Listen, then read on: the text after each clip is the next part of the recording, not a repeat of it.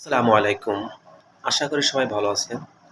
সেই পরম করুণাময় অসীম দয়ালু আল্লাহর নামে শুরু করছি।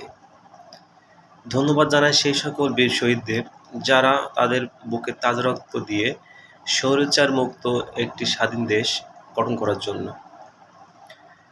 আরও জানাই সেই সকল ছাত্রদেরকে যারা অতি ক্লান্ত পরিশ্রম দিয়ে সমন্বয়ের মাধ্যমে ছাত্রদেরকে নিয়ে একটি সুন্দর বাংলাদেশ গঠন করার লক্ষ্যে তারা অগ্রসরিত হয়েছে।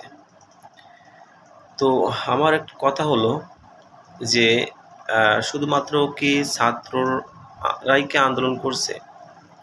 আমরা যারা রেমিটেন্স যোদ্ধা আছি তারা কি দেশের জন্য কিছু করি নাই? তো সেখানে দেখা যায় যে ছাত্রদেরকে নিয়েই বেশি মাতামাতি করা হচ্ছে। তো আমরা যারা প্রবাসীরা আছি তারাও তো স্বৈরাচার মুক্ত দেশ গড়ার জন্য আমরা প্রবাসীরা আন্দোলন করে গেছি।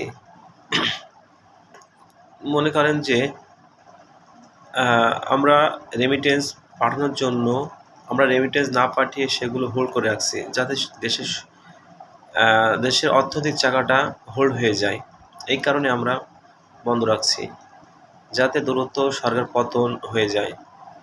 তো কেউ তো আমরা যারা রেমিটেন্স যোদ্ধা আছি তাদেরকে নিয়ে কোনো কথা হচ্ছে না। শুধুমাত্র কথা হচ্ছে ছাত্ররা নিয়ে। ছাত্ররা হ্যাঁ, তাদেরকে সম্মান জানায়, তারা তাদের তাজা রক্ত দিতে পারছে, কিন্তু হয়তোবা আমরা তাজা রক্ত দিতে পারি নাই। কিন্তু আমরা যা করছি তো এগুলো ইতিহাস হয়ে থাকারই মতো।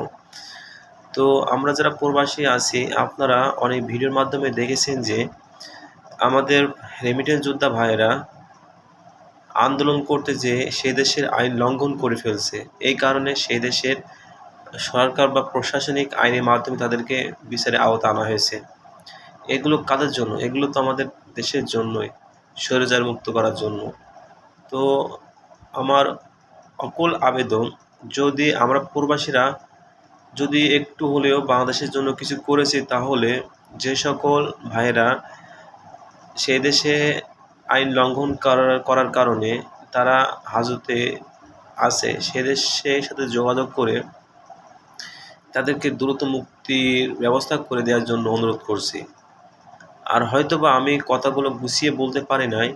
যদি কথার ভিতরে কোনো আক্রোশ থেকে থাকে তাহলে ক্ষমা দৃষ্টিতে দেখবেন। আসসালামু আলাইকুম।